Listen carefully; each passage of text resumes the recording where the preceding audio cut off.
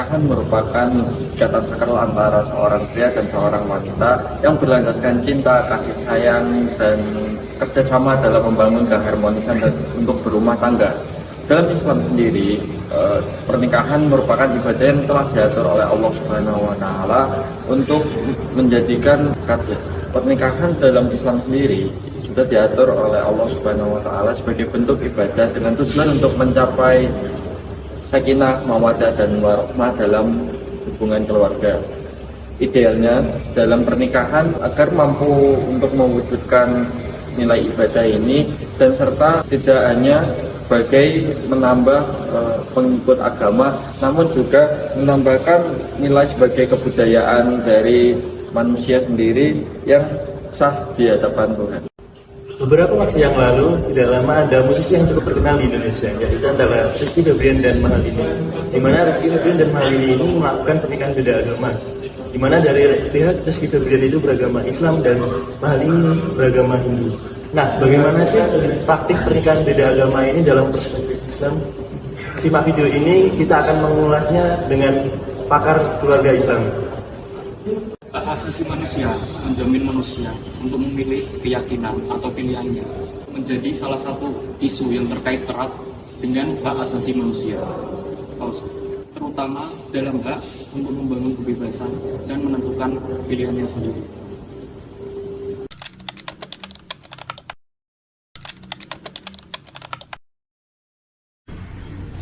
Awal mulanya juga seperti pada umumnya ya, kalau orang menjalin sebuah hubungan. Jadi melalui perkenalan, karena saya dengan suami saya dulu itu sama-sama satu kampus, satu jurusan. Kemudian kita menjalin hubungan kurang lebih sekitar 4 tahun. Kemudian kita memutuskan untuk melangkah lebih lanjut ke seperti yang kita tahu ya, karena di Indonesia ini tidak mengizinkan atau tepatnya tidak bisa mencatatkan sebuah pernikahan dengan keyakinan yang berbeda. Jadi waktu itu saya dengan suami berdiskusi panjang langkahnya seperti apa. Akhirnya saya memutuskan untuk mengikuti keyakinan suami. Kemudian sesudah kita juga berdiskusi dengan orang tua dari pihak saya, akhirnya kita memutuskan untuk menikah secara Islam.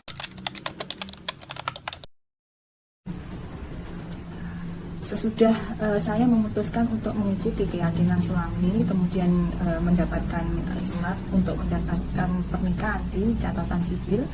Di situ saya tidak mendapatkan kesulitan yang berarti karena kita sudah dalam satu keyakinan. Dari keluarga saya yang notabene Nasrani, kebetulan orang tua saya itu sangat demokratis ya. Jadi orang tua saya juga tidak melarang sejauh saya bahagia. Tetapi mereka juga menyampaikan ke suami saya bahwa jangan dipaksa untuk pindah keyakinan.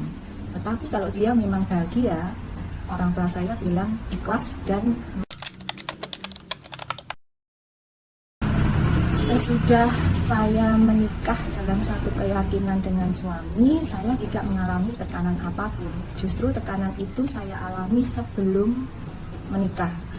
Jadi pada saat saya mau menikah dengan suami, itu dari pihak keluarga suami, kemudian dari saudara-saudara, juga dari teman, secara tidak langsung ya, itu mereka memberikan suatu tekanan yang mungkin tanpa mereka sadari. Tetapi kemudian saya memutuskan itu demi kelancaran pernikahan kita sendiri. Dan cara saya mengatasi itu, biasanya saya dengan suami menghindari pembicaraan yang panjang lebar mengenai pernikahan kita yang latar belakangnya sebelumnya itu berbeda agama. Karena jika saya kemudian terus menjawab atau terlibat dalam perdebatan, itu tidak akan selesai. Jadi saya bilang, saya dengan suami sudah memutuskan Dan kemudian itu biarlah menjadi urusan kami berdua, karena keyakinan itu merupakan hubungan yang sangat pribadi antara kita dengan Tuhan yang tidak bisa diintervensi oleh siapapun. Kalau kita sudah dewasa, termasuk dari orang tua, saudara, teman, atau siapapun itu, biasanya demikian. Nah, ternyata begitu saya menjalani pernikahan beda agama itu memang sangat tidak mudah. Karena pertama kita berasal dari latar belakang yang keyakinannya berbeda. Jadi sekian puluh tahun kita itu berada dalam keyakinan masing-masing. Jadi untuk menyesuaikan itu, saya dengan suami itu biasanya kita banyak membaca. Kalau semisal dari Nasrani bagaimana, dari Muslim bagaimana, kemudian kita juga melihat dari sekitar ya kewajiban-kewajiban masing-masing itu seperti apa. Nah, beruntung sekali suami saya itu tidak menekan saya, meskipun saya juga istilahnya dulu itu waktu menikah itu baru belajar.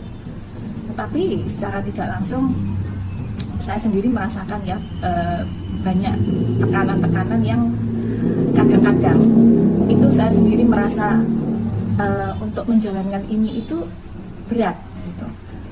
Tetapi kemudian saya memotivasi diri sendiri bahwa ini adalah pilihan saya dan saya harus menjalani apa yang sudah saya putuskan.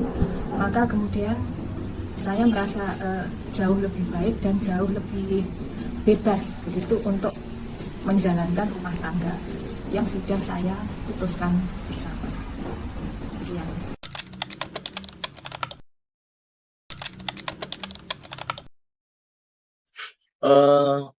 Sebagai lulusan hukum ya, saya tuh sering melihat bagaimana hukum bersinggungan di kehidupan masyarakat ya, di sekitar kita ini, termasuk dalam hal pernikahan. Nah, isu pernikahan beda agama ini kan belakangan ini menarik sekali menurut saya. Bukan hanya soal hukum, tetapi juga melibatkan aspek sosial, budaya, dan hak asasi manusia. Selain itu, dalam pekerjaan saya sebagai HRD atau sumber daya manusia di sebuah perusahaan itu, memahami isu keberagaman itu menurut saya sangat penting ya, untuk menciptakan lingkungan yang inklusif, lingkungan yang bagus di dunia kerja, di masyarakat umum juga, gitu. Kalau menurut saya dilihat sebagai bagian dari hak asasi manusia sih mas, yang saya sebutkan tadi itu. Jadi setiap orang tuh punya hak untuk memilih pasangan hidupnya, apapun agamanya. Ini sesuai dengan deklarasi universal hak asasi manusia. Seingat saya itu ya, di deklarasi itu menyebutkan bahwa setiap individu itu punya hak untuk menikah tanpa diskriminasi. Jadi membatasi pernikahan beda agama itu sebenarnya sama aja sama melanggar hak seseorang untuk hidup sesuai pilihannya.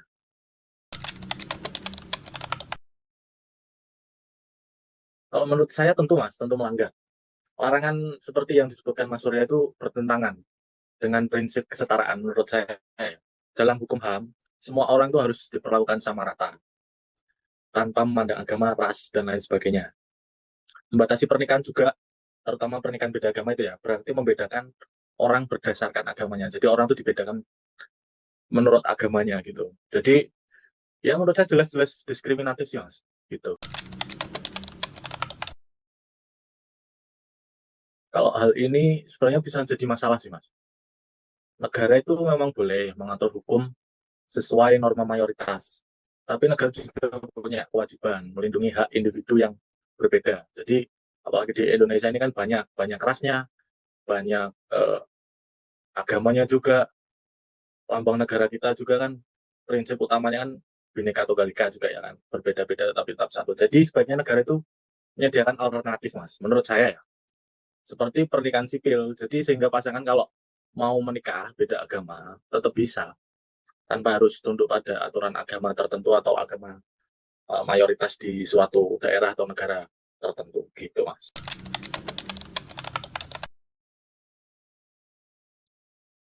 Dampaknya sih menurut saya besar mas ya, terutama pada kebebasan individu. Ya tadi saya juga bilang seperti itu, mereka tuh dipaksa untuk memilih antara keyakinan agama dan pasangan hidup. Jadi ini sebenarnya melanggar hak pribadi juga, tetapi juga bisa menimbulkan konflik sosial. Karena kita kan juga makhluk sosial ya. Jadi karena diskriminasi terhadap pasangan beda agama tuh dampaknya juga menurut saya lumayan gitu Mas. Kalau solusi ya menurut saya paling inklusif itu yaitu menyediakan pernikahan sipil itu sebagai pilihan bagi pasangan yang ingin menikah tetapi mereka beda agamanya gitu. Selain itu penting juga Mas untuk meningkatkan pemahaman masyarakat. Kan saya tadi bilang ya, kita kan makhluk sosial. Jadi nggak mungkin kita hidup sendiri, pasti punya tetangga. Jadi masyarakat harus diedukasi tentang keberagaman melalui pendidikan, dialog lintas agama juga, atau ya sejenisnya lah gitu.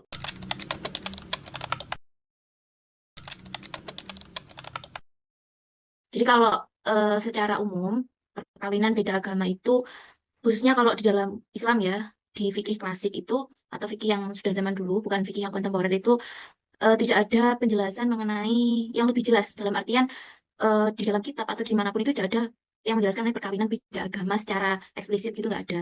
Cuman kalau kita tarik dari atau kita apa ya kiaskan atau kita analogikakan itu ada beberapa yang memang perkawinan beda agama yang kontemporer atau yang sesuai dengan zaman sekarang.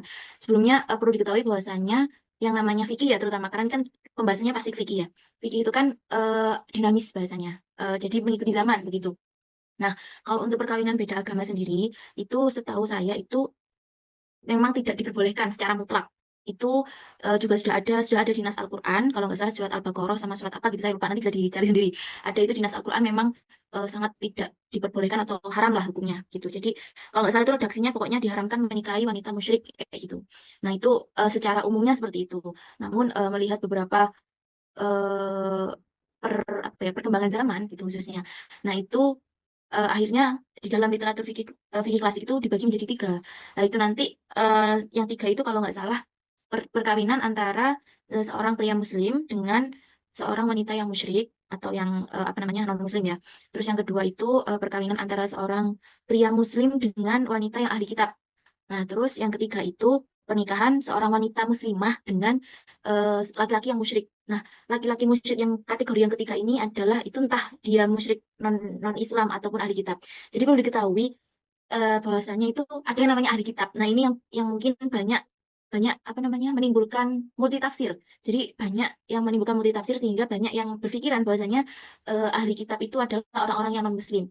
Banyak beberapa ulama itu yang mengatakan bahwasanya untuk zaman sekarang ahli kitab itu sudah tidak berlaku dan tidak ada karena memang keorisinalannya kitabnya itu sudah tidak bisa dipertanggungjawabkan karena memang banyak yang memalsukan kayak gitu. Nah, terus dari tiga kategori ini tadi itu memiliki hukum yang berbeda-beda. Sekali lagi karena fikih ini seperti yang kita ketahui ya banyak madhabnya, jadi beberapa madhab itu memang memiliki hukum yang berbeda-beda. Jadi ada yang membolehkan, ada yang makruh, ada yang lain-lain kayak gitu.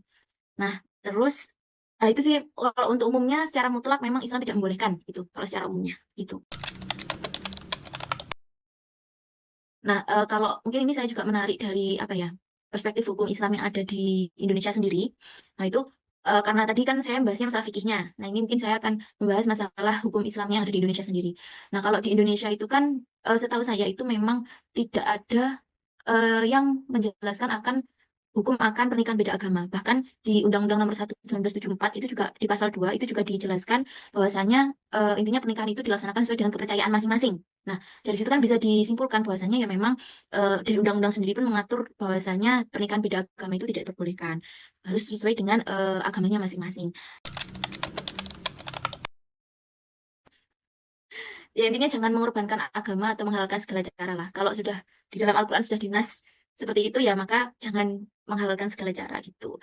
Ya intinya kalau ya siapapun nanti ya yang sudah mengetahui akan hal ini, ya berarti kalau orang sudah tahu kan berarti wajib untuk melakukan. Kalau belum tahu kan makfu kayak gitu. Nah kalau sudah tahu ya berarti harus menghindari hal itu kayak gitu. Ya intinya masih banyak yang seagama yang lebih baik daripada beda agama. Ya mungkin beda agama itu apa ya di awal-awal itu mungkin ya saya merasa cocok gini sefrekuensi dan lain-lain. Cuman itu nanti itu tidak menjamin karena ya beberapa pernikahan-pernikahan yang sudah terjadi ya pada akhirnya akan berpisah juga atau ada apa ya permasalahan lah nantinya. Itu juga akan berdampak ke anak turunnya kayak gitu. Kasihan anak turunnya nanti. Itu juga akan berdampak ke warisnya, ke wasiat dan lain-lain kayak gitu.